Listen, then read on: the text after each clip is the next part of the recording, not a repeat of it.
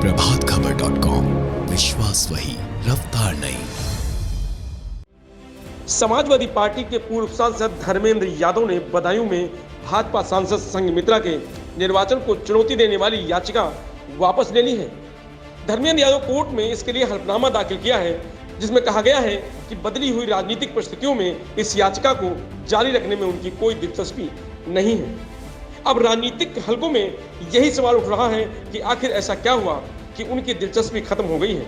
ये कौन सी परिस्थितियां हैं जो बदल गई हैं? क्या केवल स्वामी प्रसाद मौर्य के समाजवादी पार्टी में होने का ही तर्क काफी है, या इसके पीछे कुछ और बात भी है? फिलहाल एक बात तो तय दिखती है कि स्वामी प्रसाद मौर्य का कद समाजवादी पार्टी की राजनीति में अभी और बढ़ेगा।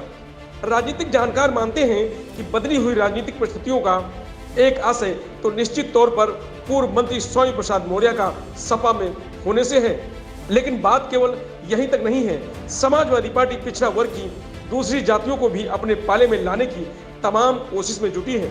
स्वामी प्रसाद मौर्य इसका अहम चेहरा होंगे। ऐसे में सपा ऐसी कोई फांस रखना नहीं चाहती जिससे कि आगे दिक्कत हो, लिहाजा इस मामले को यही खत्म करने में ही भलाई देखी गई। इसके अलावा जानकार यह भी मानते हैं कि स्वामी प्रसाद मौर्य के सपा में जाने के बाद संघमित्रा की स्थिति भाजपा में कमजोर हुई है। इस साल हुए विधानसभा चुनाव में पिता के सपा में जाने के बावजूद संघमित्रा भाजपा में ही नहीं, पार्टी के लिए चुनाव प्रचार किया, लेकिन जब कुशीनगर में पिता पर हमला हुआ तो बेटी के तौर पर उन तक पहुंची। यही नहीं, भाजपा के ही लोगों को हमले के लिए कटघरे में खड़ा किया।